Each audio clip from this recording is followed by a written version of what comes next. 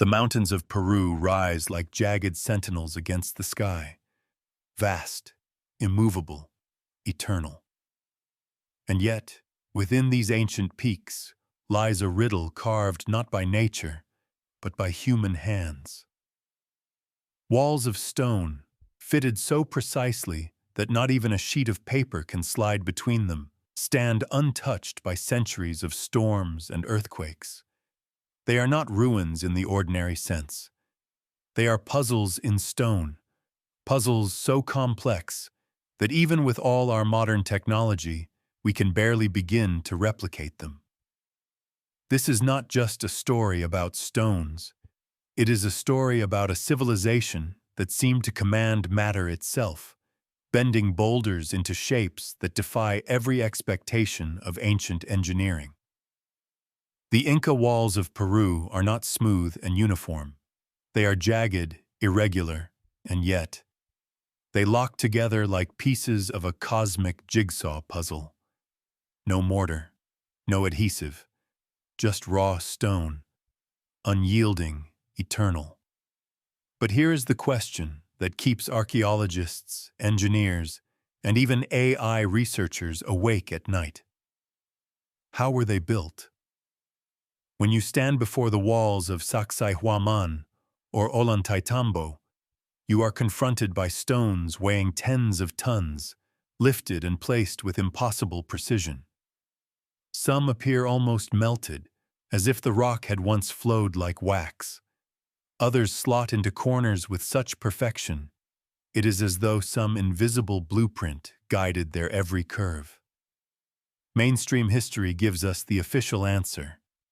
The Incas carved and shaped each stone using bronze tools, ropes, wooden rollers, and sheer manpower. But here lies the problem. Bronze tools are too soft to carve granite. Wooden rollers would shatter beneath the weight of stones this massive. And sheer manpower? Even the most optimistic estimates fall short of explaining how these blocks were cut, moved, and set into place on mountain slopes where even walking can be a challenge. The mystery deepens when you realize that these walls have survived earthquakes that reduced modern buildings to rubble. The irregular shapes, far from being crude, function as shock absorbers, absorbing and redirecting seismic energy, allowing the walls to stand tall while everything around them crumbles. The Incas didn't just build walls, they engineered a defense system against nature itself. So we arrive at the first hook, the first question that opens the door to an even bigger mystery. Did the Incas possess knowledge we have lost? Knowledge not recorded in books, but embedded in stone? Or were they inheriting techniques from a civilization older still, one erased from history, leaving only these silent walls as their legacy? Because the more we study these stones, the more impossible they become. The deeper you look at the Inca walls, the more the official story begins to unravel. We are told that bronze chisels chipped away at granite, shaping each block with patience and determination. But when you run your fingers across the surface of these stones, the illusion collapses. These are not the crude scars of hammer and chisel. These are surfaces that appear almost sculpted, smooth, curved, and flowing as though the stone itself had been softened, reshaped, and hardened again. This is what historians call the tool problem, because in all of Peru, not a single iron chisel has ever been recovered from the Inca period. Iron, after all, was unknown to them. Bronze was the hardest material they had, and yet bronze is softer than granite, softer than diorite, softer than the volcanic rock that makes up these walls. A bronze blade striking granite would shatter long before the stone gave way. So how, then, were these walls carved? Some researchers have proposed the use of pounding stones, harder rocks used to chip away at softer ones. But the stones of Sacsayhuaman are not soft. They are granite, They are andesite. They are basalt. Materials that modern quarries still struggle with today, even using diamond-tipped saws and industrial drills.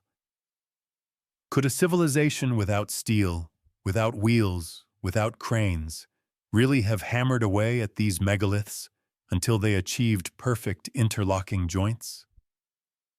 There is another layer to the enigma. Many of these stones don't just fit together. They curve around one another. They lock at angles so precise, it seems as though the builders had access to blueprints drafted in 3 dimensions. Some stones have as many as 12 sides, each cut to mesh perfectly with its neighbors. If you were to remove one block, the entire structure would loosen, like a puzzle undone. And yet, no mortar holds them together. It is friction, precision, something beyond explanation. So what are we left with? A paradox. The Incas, according to conventional history, did not have the tools. They did not have the wheel. They did not even have a written language to record the techniques. And yet here, carved into the very bones of the earth, are walls that mock our certainty about what is possible. Some scientists have begun turning to artificial intelligence for answers. Algorithms have simulated the interlocking geometry of these walls, only to reveal that the patterns mimic structures found in advanced materials science, designs used today in aerospace and earthquake-resistant architecture. The implication is startling. The Inca builders created forms so mathematically sophisticated that only now are we beginning to rediscover them. But AI does not explain how.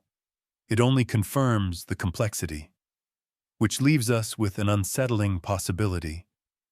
Either the Incas achieved a level of engineering that defies everything we think we know about them, or they inherited knowledge from a civilization far older, long forgotten, and erased from the pages of history.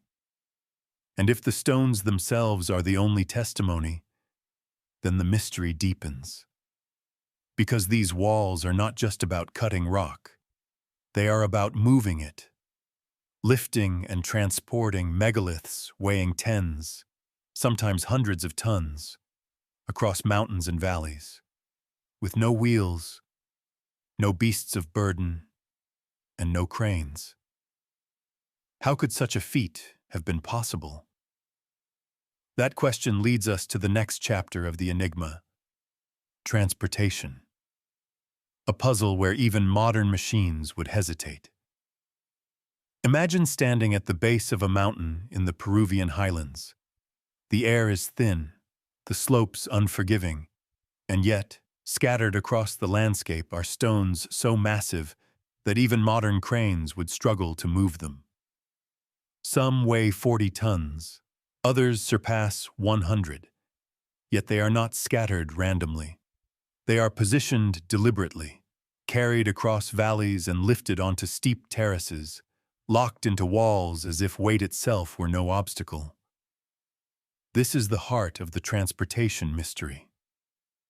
Because while we can debate how the Incas shaped the stones, the question of how they moved them remains even more impossible. Archaeologists suggest wooden rollers, sledges, and ramps. But these explanations collapse under their own weight. The Andean highlands were not rich in trees. Wood was scarce, and transporting enough to build massive rollers would have been as difficult as moving the stones themselves. The slopes are steep, the ground uneven. Try rolling a multi-ton block up a mountain, and the result is chaos, not precision. Then there is the terrain itself. The paths leading to sites like Ollantaytambo and Sacsayhuaman are narrow, winding, and filled with jagged cliffs. How could an army of workers maneuver blocks heavier than locomotives through such perilous routes? The risk of disaster would have been overwhelming. Yet somehow, the stones arrived. Not cracked, not broken, but whole. placed exactly where they were needed.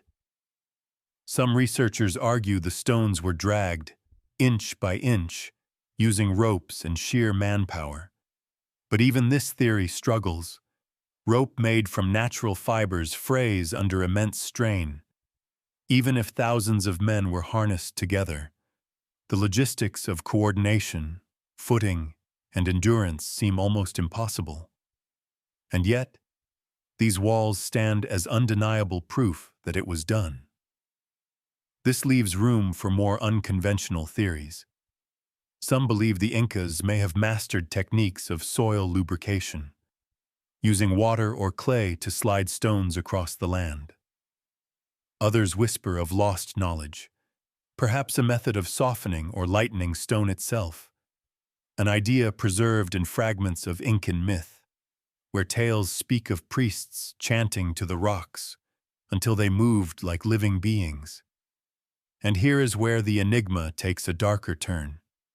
Local legends speak of stones that walked to their resting places, guided by sound, vibration, or forces unknown. Could these myths hold a grain of truth? Could ancient builders have understood principles of resonance or vibration that we are only beginning to explore today? After all, modern science has shown that sound can move matter on a small scale. Tiny objects levitated with acoustic waves. But what if such principles were scaled far beyond our current imagination? Whether by rope, by ramp, or by means we cannot yet fathom, the transportation of these stones remains a feat that should have been impossible. And yet, it was done. Not once, not twice, but across countless sites, each one a silent reminder of knowledge we cannot fully grasp. But perhaps the most chilling detail is not how the stones were moved, but why they were built in such a way. Because these walls were not ordinary defenses, they were fortresses against time itself. Earthquakes that swallowed entire cities left these walls standing. The jagged, interlocking stones functioned as if they were alive, flexing, shifting, absorbing the violence of the earth. So the question grows larger. Were these walls merely built for survival? Or were they the echoes of a deeper science, one that saw beyond the present moment into the patterns of the cosmos itself? The earth beneath Peru is restless. It shifts, it trembles, it rips cities apart without warning. Earthquakes are not rare in this part of the world. They are inevitable. And yet, in the face of this violence, the Inca walls remain. Modern buildings, with their steel frames and concrete cores, have collapsed in the wake of Andean earthquakes. But the walls of Sacsayhuaman, Machu Picchu, and Cusco stand unmoved, their stones flexing and settling back into place like living organisms. The very irregularity of their construction, once dismissed as primitive, turns out to be the secret to their strength.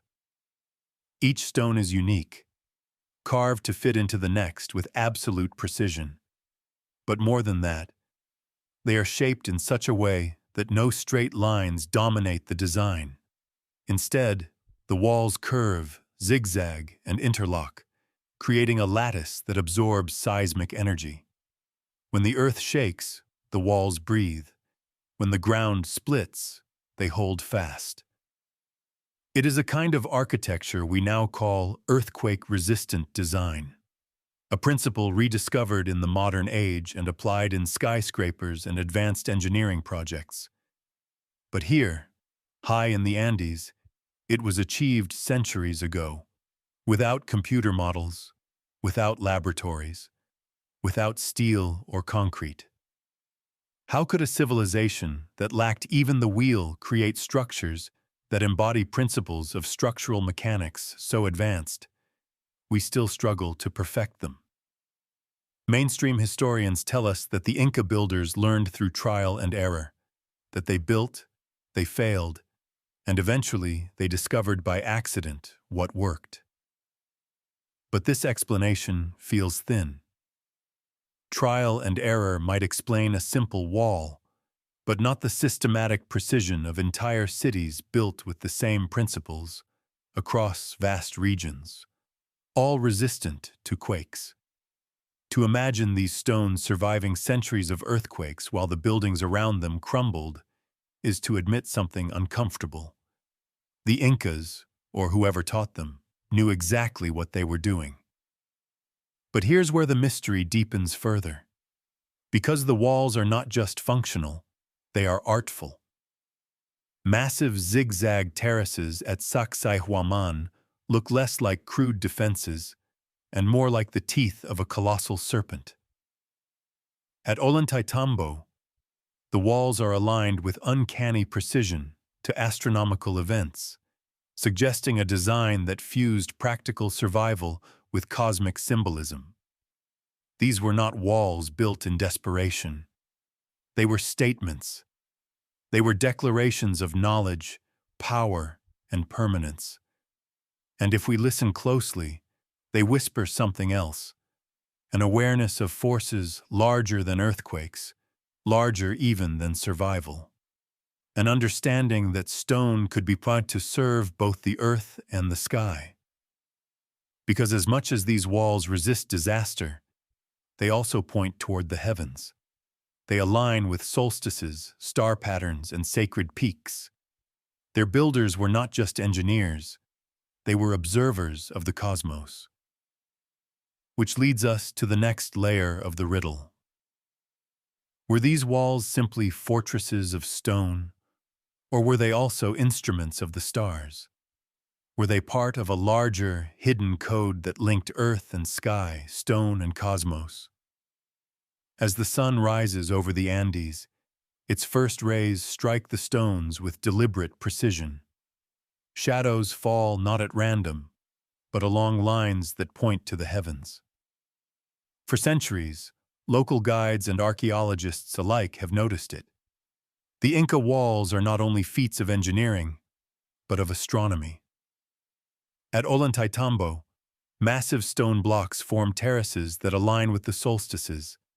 On the June solstice, sunlight passes through the valley and lands directly upon the temple of the sun, as though the mountains themselves had been carved into a cosmic clock.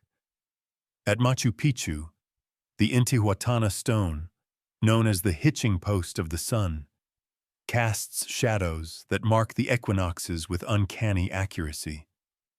And in Cusco, the very layout of the city was designed in the shape of a puma, an animal sacred to the Inca worldview, symbolizing strength, protection, and its connection to the stars. But the walls hold more than just alignments with the sun. Some researchers believe they map constellations, weaving patterns between earthbound structures and the night sky. The zigzag walls at Sacsayhuaman, for instance, mirror the Andean lightning god Illapa, as well as serpent-like star patterns visible in the Milky Way. The Incas did not separate astronomy from architecture. To them, stone and sky were one language, and here is where the puzzle deepens. Because these alignments are not crude approximations, they are precise. They demonstrate a mastery of solar and stellar cycles, knowledge that required centuries of observation, or access to mathematical frameworks far beyond what mainstream history grants the Inca. How could a people without telescopes, without written mathematics, have embedded such cosmic knowledge into stone? Some argue that oral tradition and long observation were enough. That the Incas, deeply tied to the rhythms of nature, simply noticed patterns that we, in our distraction, overlook. And yet, the level of exactitude remains haunting. It is one thing to track the sun. It is another to align entire cities with solstices, equinoxes, and sacred mountains across hundreds of kilometers, with consistency that rivals modern surveyors. Others whisper of something more. Could the Inca have inherited this cosmic awareness from an older culture? A civilization erased from history, but encoded in myth? Legends speak of the Viracochas, white-robed teachers who came from across the sea, bringing knowledge of the heavens and teaching men how to shape the earth. Are the walls of Peru echoes of that lost inheritance?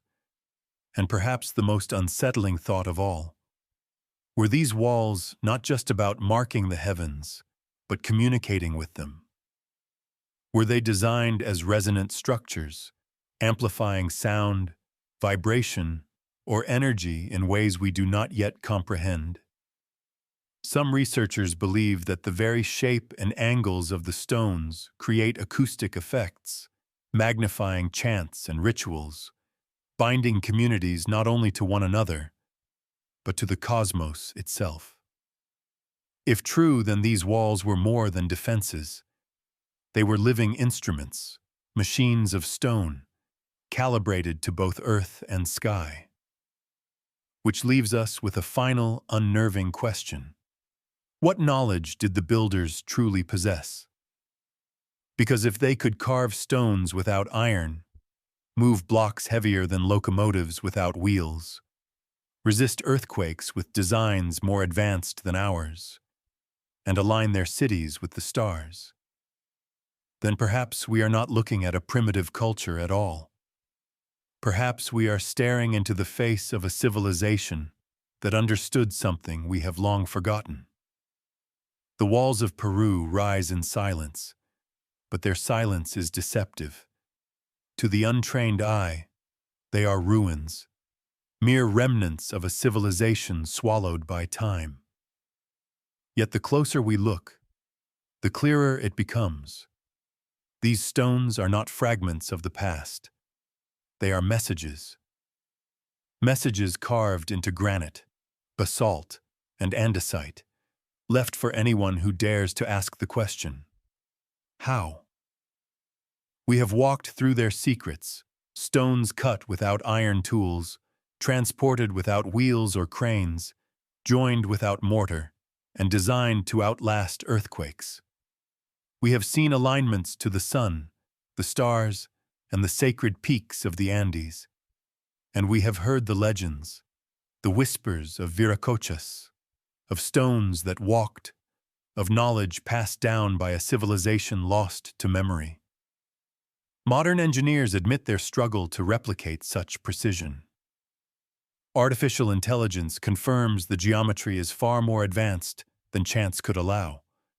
Archaeologists wrestle with contradictions. And yet, the stones remain, mute, immovable, defiant in their perfection.